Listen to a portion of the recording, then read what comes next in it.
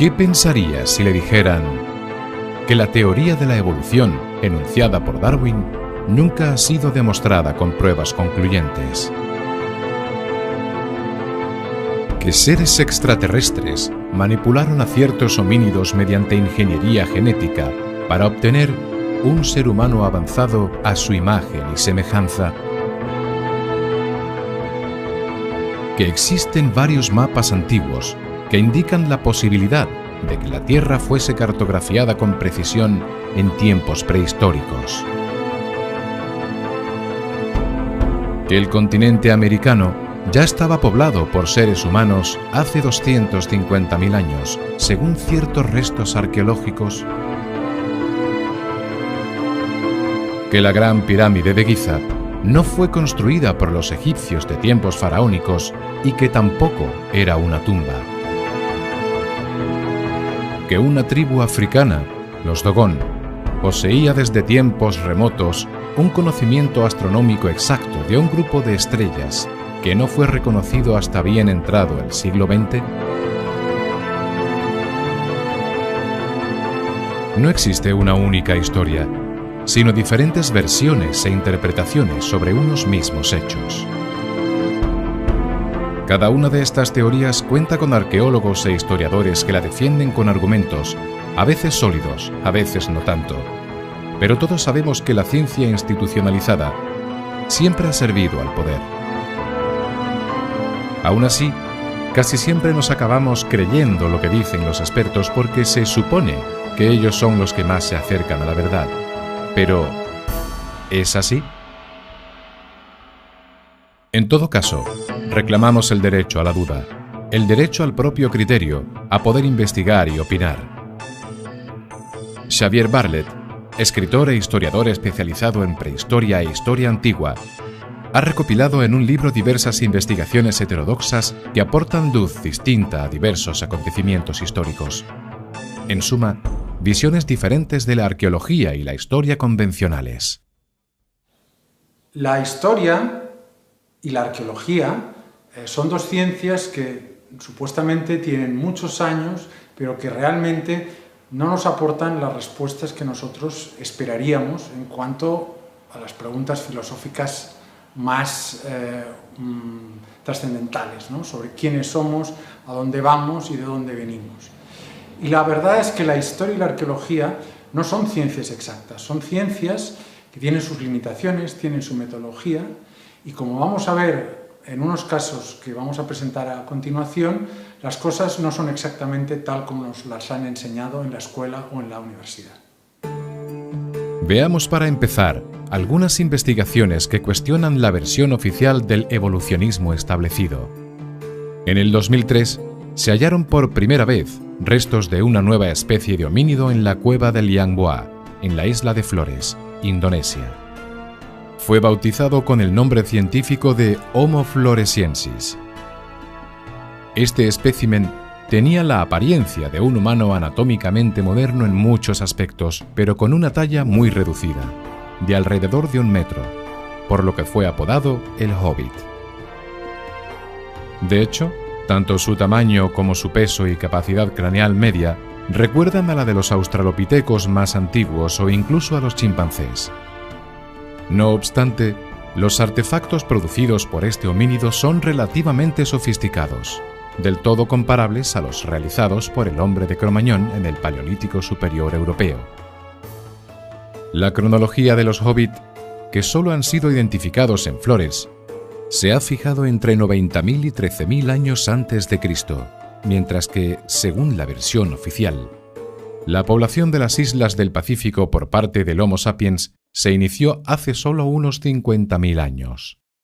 Sin embargo, está claro que la arqueología, hasta el momento, no tiene una idea muy clara del origen de este Hobbit. Se han lanzado especulaciones sobre si era una especie que involucionó del Homo erectus o del Sapiens, pero ambas especies eran demasiado grandes para convertirse en una especie tan enana.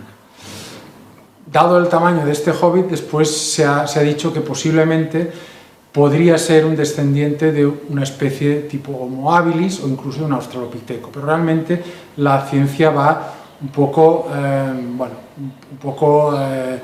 desorientada sobre el origen del Hobbit. Por otro lado, un problema muy grande que nos apareció con el Hobbit fue que en la misma isla de Flores, en una cueva que se llama Mata Mengue, se encontraron unos artefactos de piedra datados en 800.000 años de antigüedad, pero que no iban acompañados de restos humanos. Por lo tanto, ahí se nos presentó otra grave incógnita, es decir, ¿quién hizo esos artefactos si no tenemos huesos que nos lo puedan confirmar, ¿no? No pudo ser el Homo sapiens, no pudo ser el Hobbit, y el Erectus se sabe perfectamente que no hay ningún resto de Erectus en la isla de Flores. Por lo tanto, ahí, digamos, se abre un interrogante muy grande al cual la ciencia no ha sabido darle una respuesta. Lo que sí es cierto es que un experto en el tema, el experto James Phillips del Museo de Chicago, rápidamente se atrevió a decir que estas herramientas no podían ser datadas en 800.000 años, sino mucho menos, en 18.000 años, simplemente porque era imposible que alguien hubiera hecho esas herramientas en una época tan antigua. Entonces él dijo que se había producido un error en la excavación y en las dataciones y que esos artefactos se tenían que atribuir al Homo sapiens y no darles una antigüedad de más de 18.000 años.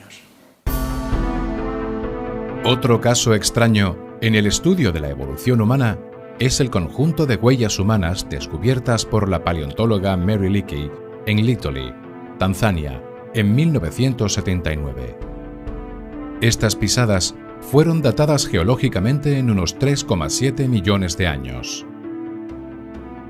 Según la paleontóloga, tales huellas eran prácticamente idénticas a las de los hombres modernos.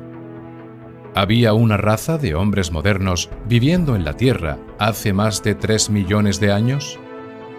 Obviamente, la respuesta de los académicos es que no.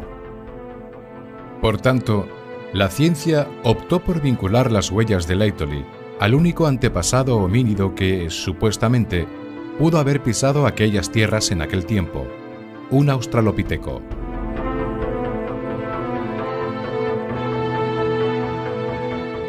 Estas son las huellas de un australopiteco. Y esta es una de las huellas hallada en Tanzania. Parece bastante obvio que la estructura del pie de un australopiteco difiere bastante de la huella del pie de un hombre moderno. Pero como no se admitió ninguna otra posibilidad, se acabaron dando unas explicaciones bastante absurdas. Lo que sí es cierto, con respecto a esta pisada que se encontró en Laetoli, es que al cabo de unos años, otro investigador, otro paleontólogo que se llama Ron Clark, descubrió en Sudáfrica, en Sterkfontein, otro australopiteco con una datación exactamente como la de Laetoli, es decir, de 3,7 millones de años. ¿Qué ocurre con este australopiteco? Se encontró el esqueleto casi entero y se pudo reconstruir bastante fielmente la forma del pie del australopiteco. Y ese pie no coincidía en su anatomía con la forma de la pisada de Laetoli. Entonces, justamente al cabo de unos años, el investigador alternativo Michael Cremo le preguntó en un congreso de arqueología a Ron Clark por qué ese australopiteco que él había encontrado en Sterkfontein no tenía el mismo pie que el australopiteco, la supuesta pisada de australopiteco que encontró Mary Leakey en Tanzania, en Laetoli. Y bueno, Ron Clark le respondió que bueno, que sí, que es cierto, pero que él pensaba que el australopiteco había hecho la pisada juntando el dedo del pie gordo con el resto de los dedos y los otros curvándolos hacia adelante. Bueno, a Michael Cremo no le contentó esta explicación.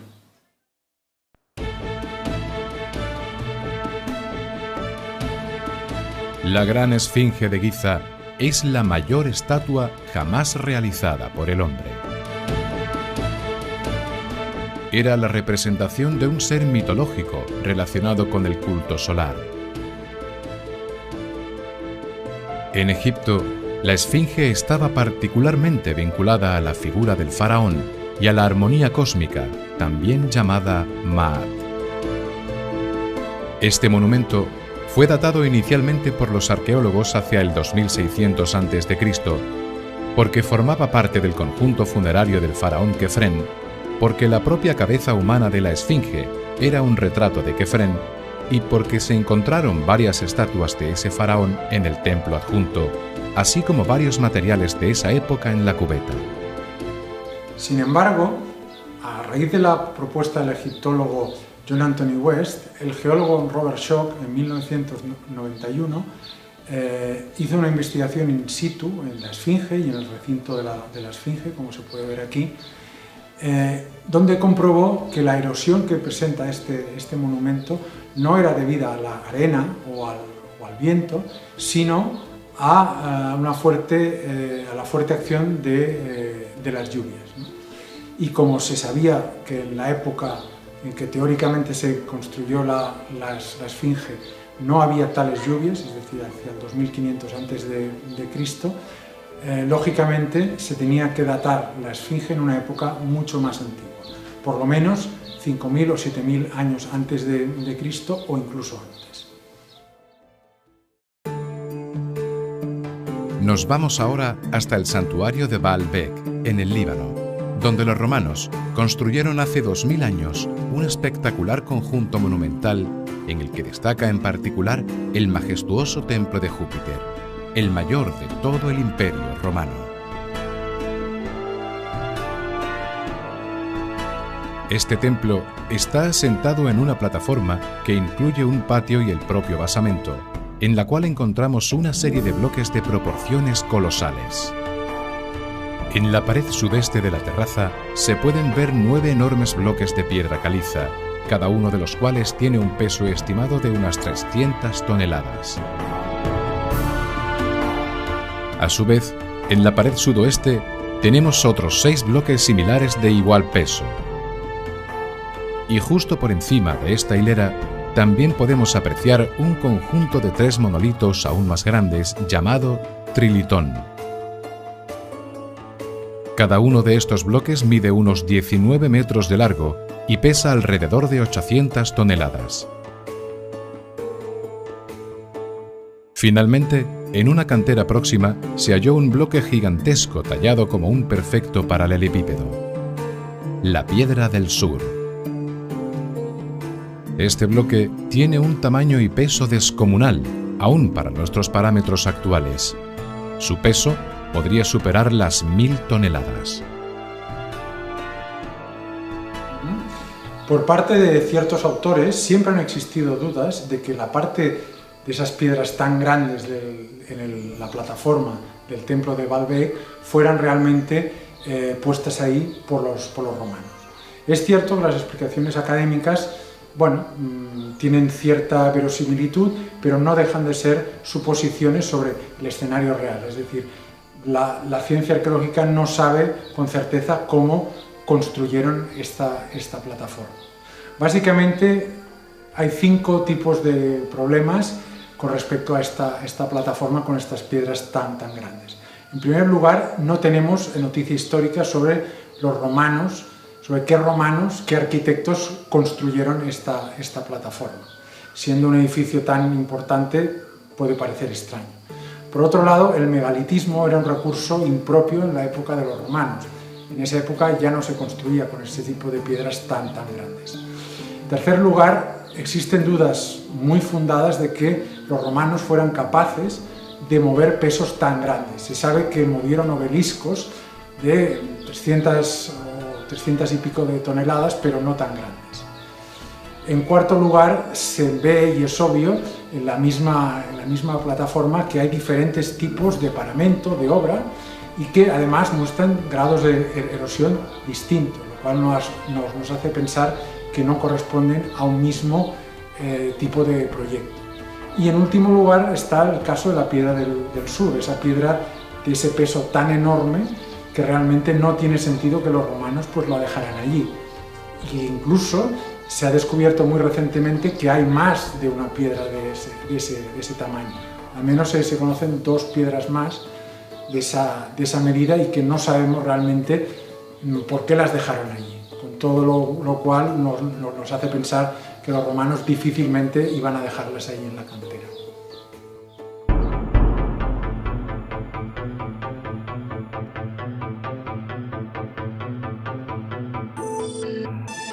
Después de haber visto todo esto, ¿cómo podemos seguir confiando en la historia oficial o científica? ¿Realmente hay que creerse todo lo que nos cuentan? Bueno, vamos a ver. El problema está básicamente en que una cosa son los hechos y otra cosa es la interpretación que hacemos de ellos. Es decir, por un lado están los datos y después qué hacemos con esos datos. Lo que sí es cierto es que al historiador le suelen faltar datos, es decir, no tiene un escenario completo, sino que tiene que trabajar con datos que a veces son insuficientes o son sesgados, o son incompletos o son contradictorios, con lo cual ya le falta un elemento para poder construir el escenario, ¿no?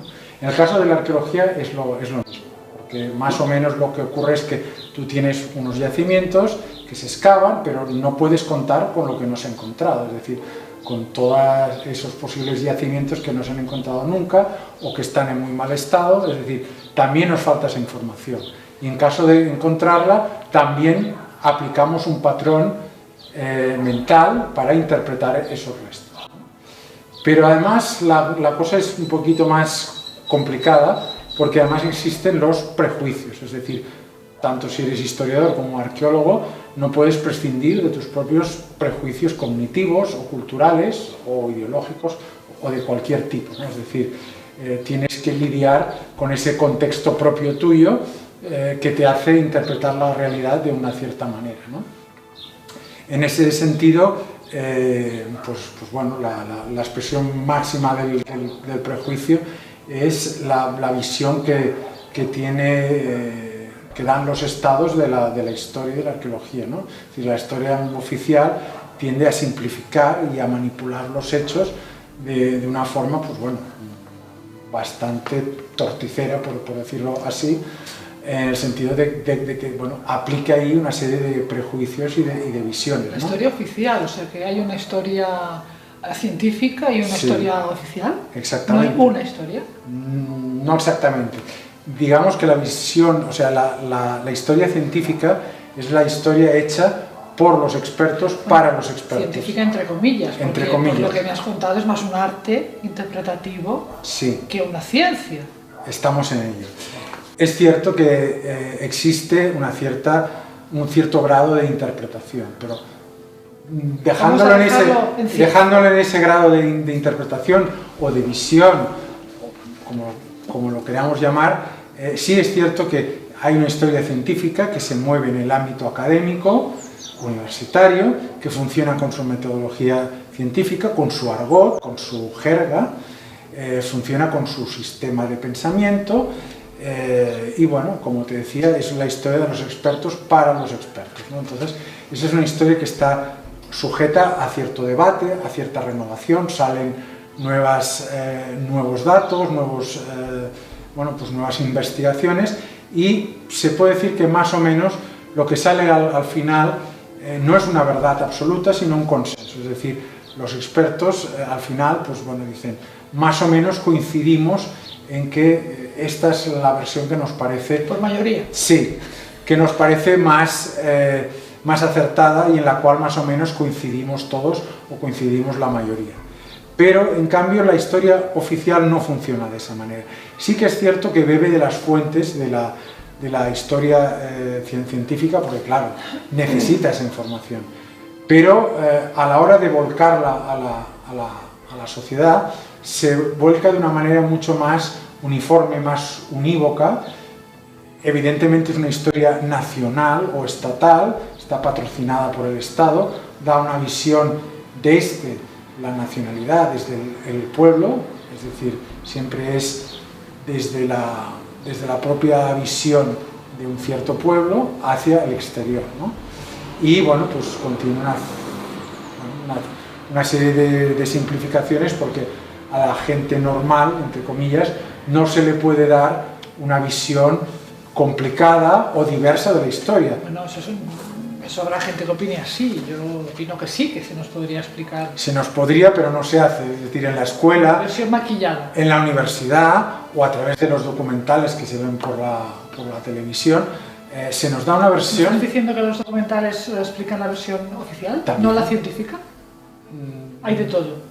Digamos que sí son científicos, pero nada que sale en una televisión deja de ser oficial. Por supuesto, si hay un debate científico, digamos, controvertido, no suele aparecer, yo no digo que no aparezca nunca, pero no suele aparecer. Es decir, la televisión es un medio de educar, de adoctrinar. De hecho, la historia oficial tiene como misión adoctrinar al pueblo, a la gente. Es decir, vas a darle una visión de cómo quiere el Estado que pienses tú, es decir, que tengas una visión determinada de los hechos, de la historia, de la arqueología. Pero realmente no se les da una visión complicada o una visión controvertida. ¿Y nosotros qué historia estamos contando? ¿La científica, la oficial, Básicamente, la extraoficial? lo que recibe la gente es la historia oficial. ¿Nosotros?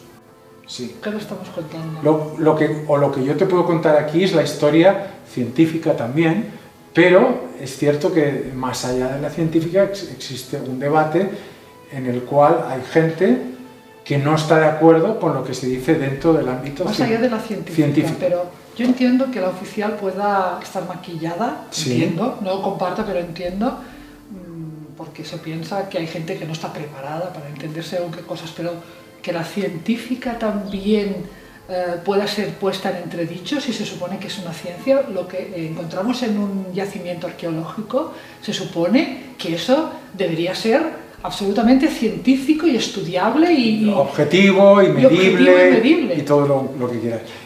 No es exactamente así. Vamos a ver. Reincido, vuelvo para atrás en el argumento de que una cosa es lo que encontramos y otra cosa es la interpretación que hacemos de ello. Es decir, voy a poner un ejemplo para no extenderme en cosas que se puede parecer como muy abstracto. Por ejemplo, si hablamos de las pinturas, famosas pinturas del Paleolítico, pinturas en cuevas, ¿no? Las pinturas rupestres típicas que la gente conoce del sur de Francia, del norte de la península, ¿no? Altamira, Lascaux, etc. Sabemos o tenemos una datación de más o menos cuándo fueron hechas esas pinturas, cómo las hicieron, es decir, con qué pigmentos, pero a la hora de interpretar eso no sabemos al 100% qué significado tenían, a no ser que tengamos un documento escrito o algún tipo de interpretación que nos diga exactamente qué representaba eso. ¿Estás diciendo que no se sabe lo que significan las cuevas de Altamira? No exactamente. Con toda la de gente han habido, y subvenciones sí, que deben haber ido ahí para estudiar eso. Han habido expertos muy sesudos que han hecho estudios sobre el significado del arte, este arte paleolítico, rupestre, de hace 10, 20 o 30.000 años, ¿no?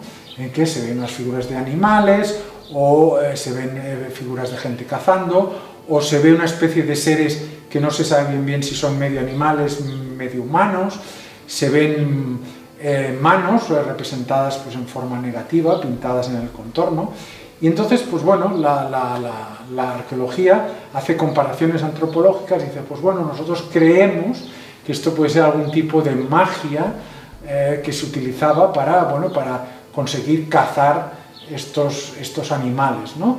Pero no deja de ser una interpretación absolutamente subjetiva, porque es cierto que también hay autores que han dicho, a partir de unos ciertos rasgos que vemos en los animales, creemos que realmente había una representación de constelaciones, de estrellas, del firmamento.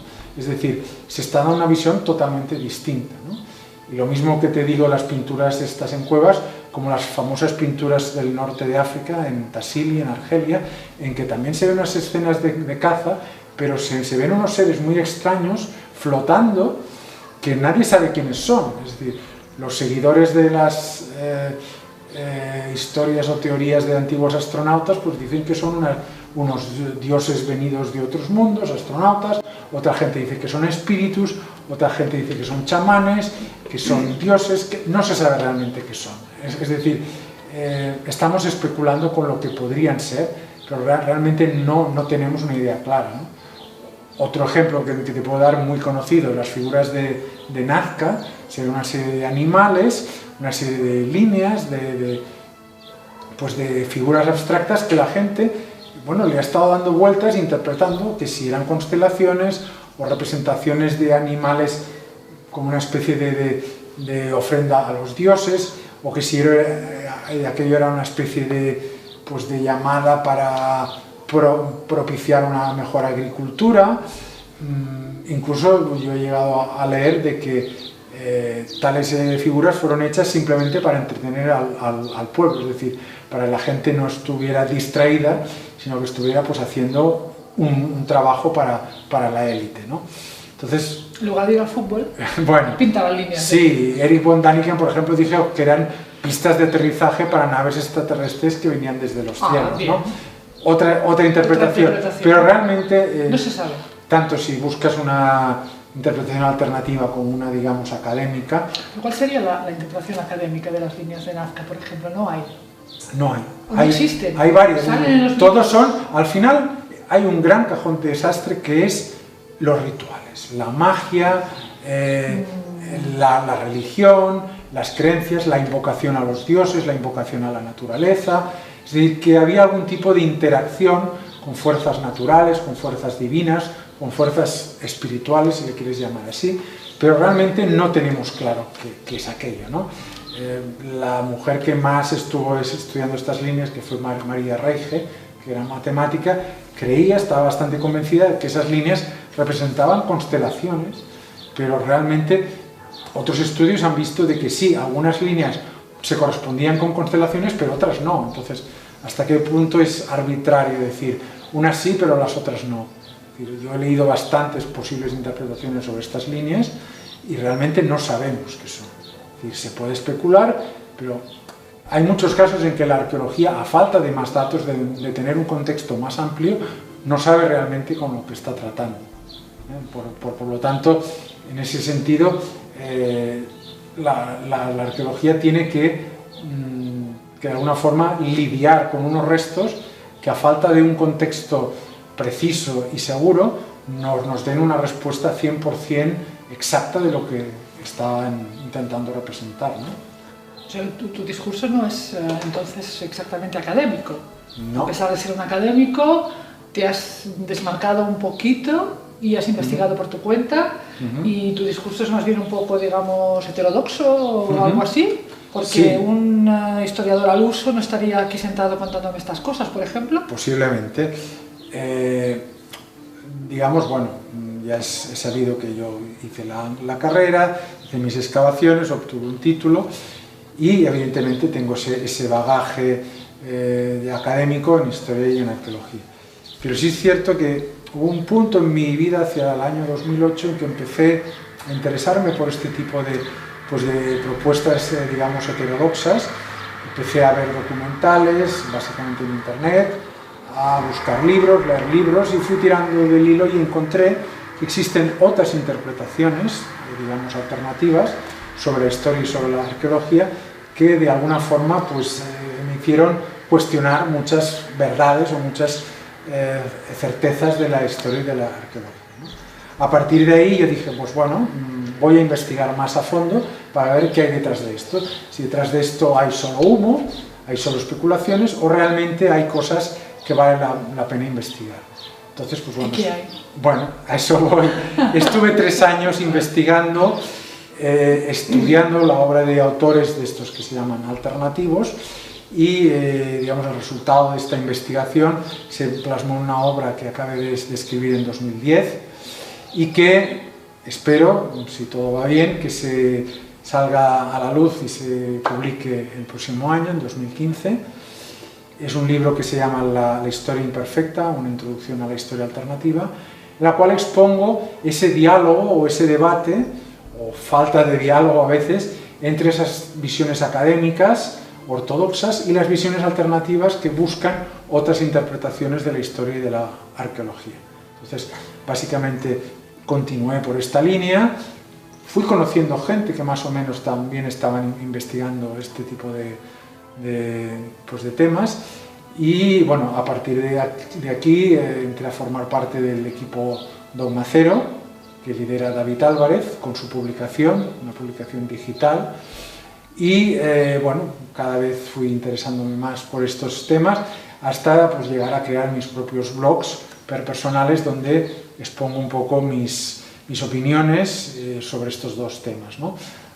Básicamente para lo que es historia y arqueología tengo un blog que se llama La otra cara del pasado, y temas que ya van un poquito más allá, que van ya rozando temas de ciencia y de conciencia, otro blog que se llama Somnium Dei. Y bueno, un poco estoy en estas dos líneas de intentar ir bastante más allá de lo que ha ido el paradigma actual de la ciencia.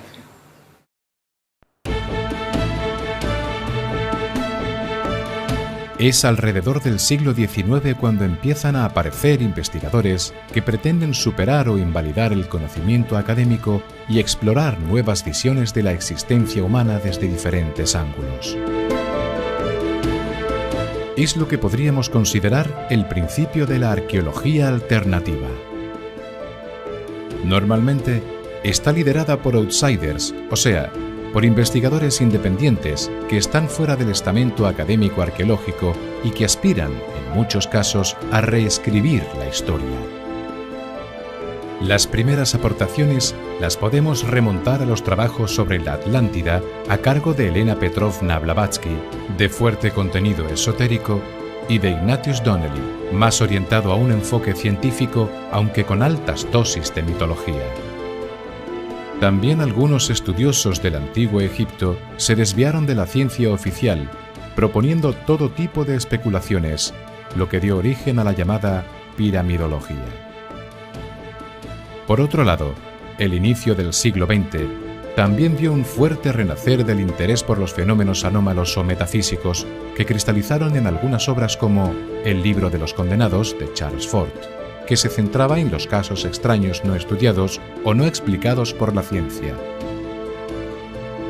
Durante el siglo XX se fueron poniendo un mayor énfasis en la relectura de las mitologías y en su relación con acontecimientos del pasado, en especial con las catástrofes cósmicas. El principal exponente de esto sería el autor norteamericano de origen ruso, Immanuel Velikovsky, con su polémica obra Mundos en colisión, publicada en 1950.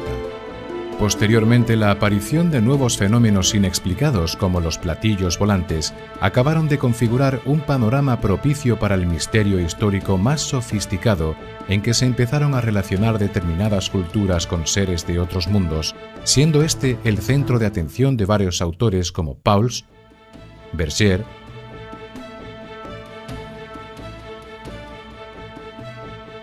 Charroux, Drake, Châtelain y Colosimo ya en la década de los 60. Este fue el momento del llamado realismo fantástico y el principio de la teoría del antiguo astronauta. Pero para entender la explosión de la arqueología alternativa como un fenómeno cultural de masas, hay que citar forzosamente a Erich von Däniken, que en 1968 publicó su famoso libro Recuerdos del futuro, del cual se hizo una posterior versión cinematográfica. Tras él, vinieron muchos más autores y libros, bastantes de ellos bestseller, revistas, documentales, series de televisión, etc., que acabaron de consolidar el género. Entre los seguidores de Däniken, casi es obligado mencionar una figura de peso como Zecharia Sitchin, autor rodeado de una gran polémica por sus teorías acerca de supuestas intervenciones extraterrestres basadas en sus estudios bíblicos y de la antigua Mesopotamia. En 1976, su obra, El 12º planeta, marcó un importante hito y arrastró a toda una nueva hornada de investigadores alternativos. Sin embargo, otros outsiders no apuestan tan abiertamente por esa presencia extraterrestre y para explicar el origen de la civilización en la Tierra apelan a una civilización desconocida, encarnada habitualmente en el mito de la Atlántida y que desapareció misteriosamente a causa de un desastre natural, relacionado supuestamente con el mito del diluvio universal. En esta línea de trabajo han despuntado varios autores, pero especialmente el escocés Graham Hancock, con su obra en 1985, Las huellas de los dioses. Actualmente, siguen habiendo muchísimos autores dedicados al antiguo Egipto y en discordancia con la historia oficial. Por ejemplo, destacadas figuras como John Anthony West o Robert Bauval. Xavier, Sí. vamos un paso más allá. Ahora hemos estado hablando de que la historia quizá no es tan objetiva como nos pensábamos, de que faltan datos, de que se interpretan los datos, pero ¿podemos dar un paso más y decir que realmente también ha habido manipulación? Se puede decir. Sí, se puede decir en el sentido de que en la historia no solo es que falten datos o que se vean de una cierta manera, sino que se aplica un modelo mental, un modelo teórico, en el cual tú haces encajar las pruebas y todo lo que queda fuera de ese marco, de ese modelo, pues es como si no existe, ¿no? Te puedo poner un ejemplo con el tema, no sé, el descubrimiento de América, es un caso muy claro de manipulación, flagrante de manipulación. Ya de por sí el propio concepto de descubrimiento de América es un despropósito, porque estamos diciendo que América no estaba descubierta por el hombre, sí que lo estaba. Desde hace muchos miles de años los hombres entraron o pues llegaron al O sea que estaríamos hablando más bien de invasión que de descubrimiento. Sí, vamos por partes. Cuando llegaron ahí los primeros hombres descubrieron, entre comillas, el continente. Cuando se habla de descubrimiento de América nos referimos a una visión eurocéntrica, es decir, Colón llegó desde Europa y descubrió para los europeos un continente que teóricamente era desconocido. Pero ahí es cuando interviene la palabra teóricamente, es decir, realmente hay muchas dudas de que fuera de esa manera, que Colón fuera el primero en que llegó al continente.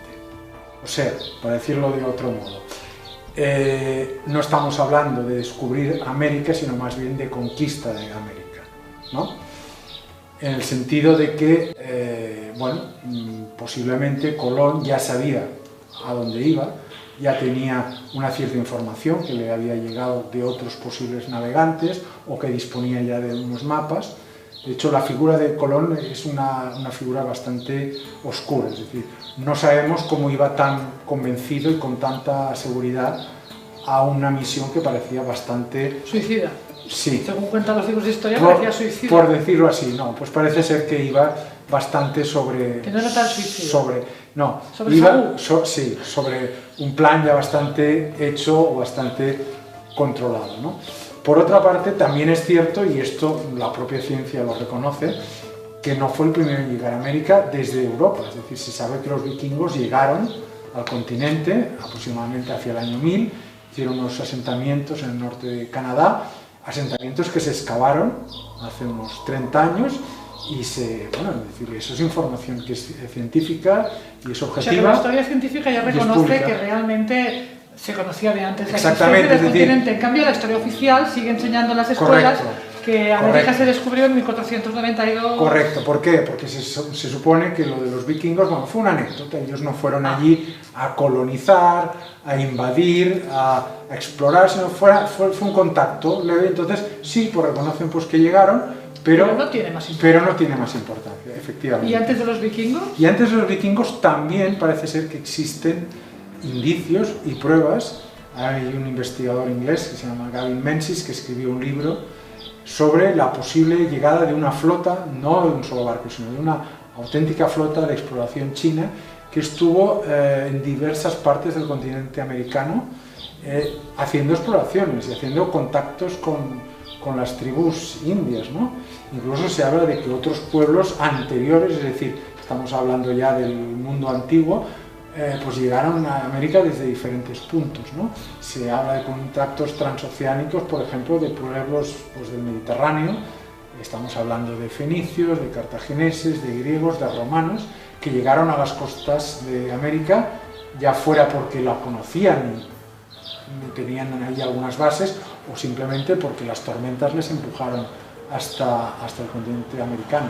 Pero sí que es cierto que se han encontrado pruebas arqueológicas y la historia mira para otro lado, diciendo, bueno, esto no es, ¿no? ¿Por qué le puede interesar a la historia europea explicarnos que en 1492 un señor llamado Colón descubrió América cuando parece ser que es bastante archisabido que no fue así? Bueno, eso es una buena pregunta para lo cual yo no tengo respuesta. Lo que está claro es que la historia nos dice que a partir de Colón se produce una invasión, y además esto está totalmente documentado por parte de las naciones europeas, españoles básicamente, pero también portugueses, franceses, ingleses, y bueno, y eso está documentado, y a partir de ahí hay un gran salto en la historia de América. Ahora, lo que pasó antes de Colón, eso es otra cosa, es decir, ahí se supone que había unas civilizaciones que no habían estado nunca en contacto con los europeos o con otros pueblos. Si hubiera existido la ONU en ese momento, ¿qué habría dicho de esa invasión de Colón? ¿Lo hubieran aceptado como políticamente correcta? Eso digamos que forma parte de los ciertos planes de que en su época, pues, digamos, América le tocaba entrar en la historia y entra en ese momento. Lo que sí es cierto es que parece ser que hay muchos indicios que nos dicen que América no era un continente desconocido, y lo que pasó a partir de Colón sí que está documentado como una época de conquista, de que se acaba la época de las culturas y civilizaciones americanas y entramos una nueva época. Pero realmente ahí sí que podemos hablar de manipulación, porque se están dejando de lado unas pruebas que nos dicen otra cosa. Pero por lo que estás contando, casi más que manipulaciones, a veces podemos incluso hablar de fraudes. Bueno, los fraudes han existido. ¿Tanto por parte de los científicos o por parte de los antiguos? Yo creo que la conducta del fraude o de la falsificación no es que sea propia de académicos o de alternativos, sino que es propia de la conducta, pues, de los hombres en general, ¿no? Te puedo poner ejemplos de los dos lados y son obvios y conocidos. En el mundo académico, por ejemplo, es muy conocido el famoso fraude del hombre de Piltdown, ¿no? Un supuesto eslabón intermedio o perdido entre el simio y el humano moderno, que supuestamente descubrió un tal Charles Dawson a principios del siglo XX, y al cabo de unos años se descubrió que era un fraude, que el hombre había juntado un cráneo de simio con una mandíbula humana y se quedó tan ancho. Creo que es al revés, creo que era el cráneo humano y la mandíbula de simio. Pero bueno, al cabo de unos 30 años se descubrió el pastel y se desmontó todo, ¿no? Pero aparte de esto, pues bueno, recientemente han surgido dudas muy grandes sobre temas que parecían indiscutibles hace años, ¿no? Como por ejemplo las inscripciones que hay en el interior de la pirámide del faraón Keops, que ponía allí la inscripción del nombre de Keops. Pues hoy en día hay indicios realmente fuertes de que posiblemente el arqueólogo que descubrió esas inscripciones no las descubrió, sino que las pintó él, ¿no? Entonces, bueno, hoy en día todavía hay mucha polémica. O el famoso disco de Phaistos, una pieza que se considera única, que se encontró en Creta, de la cultura minoica. Pues bueno, también hay serias sospechas de que fue la falsificación de un arqueólogo para conseguir méritos y para conseguir un cierto renombre, ¿no? Pero con esto te quiero decir... Parece que los arqueólogos tienen bastante ego. Parece ser que sí, pero que en aquella época era mucho más fácil, en aquella época estaba todo por hacer y era mucho más fácil, digamos, crear pruebas falsas o darse un cierto aire con estos descubrimientos falsos, ¿no? ¿Los alternativos también? También es lo que te iba a comentar ahora, de que, por ejemplo, bueno, en su época se escribieron libros y se hicieron documentales sobre las famosas piedras de Ica, ¿no? Hasta que, bueno, al cabo de un cierto tiempo... ¿Son un fraude? Sí, han habido investigadores, no solo académicos, sino del mundo alternativo, que vieron que aquellas piedras, que aquello no encajaba de ninguna de las maneras, ¿no? Mezclar dinosaurios con hombres y con naves interespaciales y telescopios, todo aquello pues no ligado, hasta que se descubrió que realmente el promotor de estas piedras, que era un médico, le había encargado la factura de las piedras a un campesino local que, bueno, las hacía por centenarios o por miles, pero no por hacer miles dejaba de ser un fraude, ¿no? Y como te digo, lo de Ica, que se descubrió y es conocido y manifiesto, pues hay las estatuillas de Acámbaro en México, o por ejemplo están los discos Dropa, que se encontraron o supuestamente se desencontraron en China. Es una historia que corre por internet y realmente no tiene pies ni cabeza.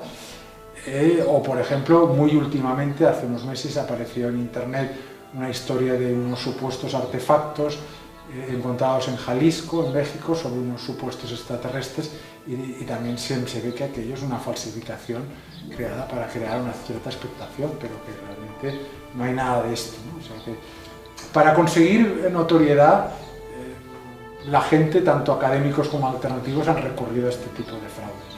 Entonces, ¿de quién podemos fiarnos? La pregunta... Esa es una buena pregunta.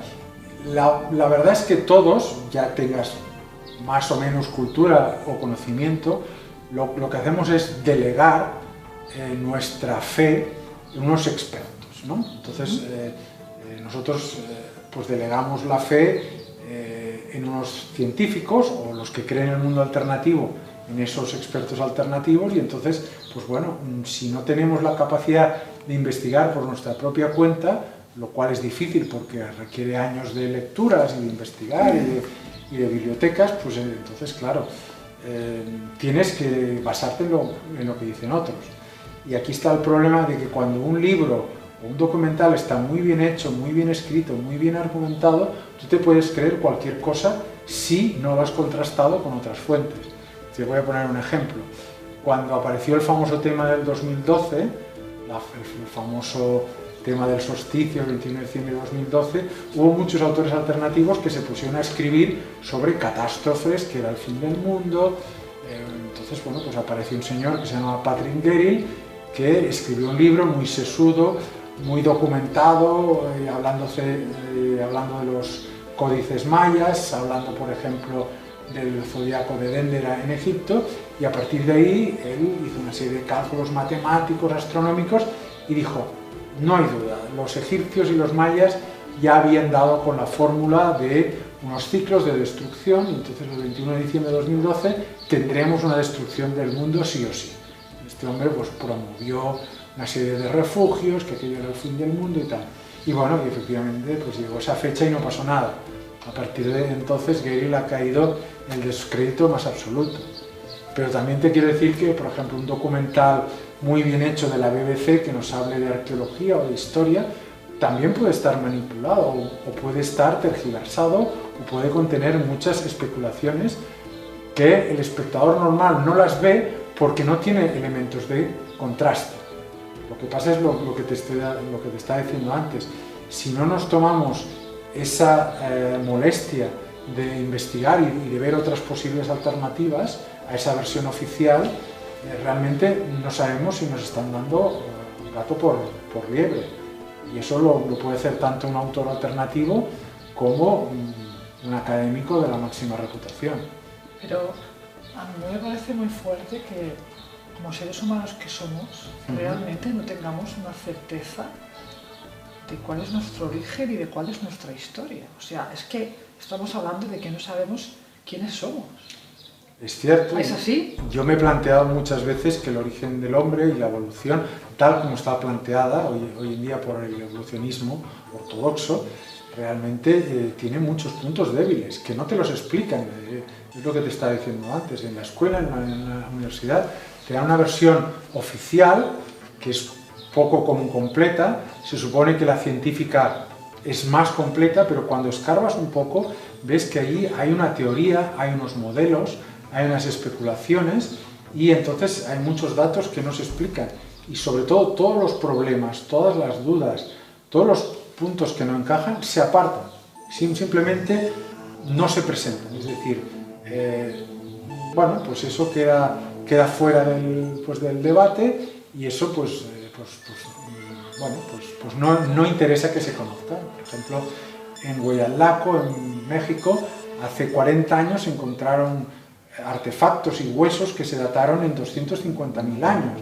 Se dataron con varios métodos físicos, en principio fiables, y los arqueólogos y antropólogos rechazaron eso porque no encajaba con la teoría del poblamiento humano de América. Dijeron, no, es que el poblamiento humano de América empezó hace 10 o 12 mil años, pero no hace 250.000, esto es una locura. Y todavía hoy en día se sigue rechazando restos que se han encontrado, es decir, datos científicos que están ahí, no son especulaciones. Como la avestruz que oculta la cabeza debajo de tierra, no quiere ver la realidad. Exactamente, es decir, como esos datos hay varios, como la esfinge de Giza y la datación que se hizo. No se quiere ver, se quiere mirar para otro lado y decir, bueno, mi marco teórico es este, y yo, aunque salgan pruebas que lo ponen en duda, yo no me muevo de mi marco, yo no quiero discutir esto. Este es básicamente el debate que ahora mismo está entre el mundo alternativo y el mundo académico. Si tan claro está que el pasado ha estado bastante manipulado, esto nos lleva a pensar a proyectar qué está ocurriendo con el presente. O sea, en realidad se están manipulando también los acontecimientos que ocurren en estos momentos, antes de ser historia para ellos mismos. Claro, ¿Podemos creer lo que vemos por la tele, lo que dicen los periódicos, Claro, hasta cierto punto, si nos planteamos la historia más actual, la historia contemporánea, se supone que tenemos mucha más información, muchos más datos, hay muchísimos más datos escritos, la historia de los últimos 200 años se supone que es muy conocida. Pero aquí volvemos a los argumentos del principio. ¿Quién escribe esa historia? Los científicos, que después dependen del poder, porque el poder es quien nombra a los científicos, quien crea la universidad. El poder es el que al final escribe la historia, ¿no? Es la famosa frase de el vencedor es el que escribe la historia, ¿no? Desde el principio, desde la época de la antigua Roma hasta ahora. Y entonces, desde ese punto de vista, el poder tiene un interés en venderte una manera de ver las cosas, pero el poder realmente manipula, mueve los hilos de los acontecimientos y después te explica otra cosa. Es decir, existe una historia que está por debajo de la historia que te venden, que hay gente que le llama la metahistoria y otra gente que le llama historia conspirativa, en la cual no se explican realmente los hilos que mueven los hechos que realmente están detrás de la historia más aparente.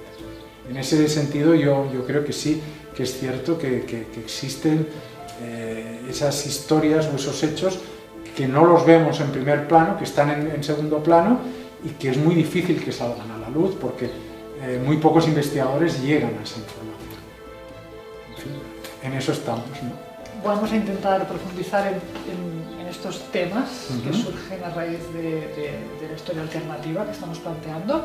Hemos proyectado esta información como diversos vídeos que pretendemos hacer, hablando de diversos temas. Por ejemplo, ¿nos quieres avanzar algunos de esos temas que hemos proyectado para próximas entregas? Pues bueno, vamos a hablar precisamente de lo que comentábamos ahora, el tema apasionante del origen del hombre y del evolucionismo, hasta qué punto es válido, cómo hay que interpretarlo.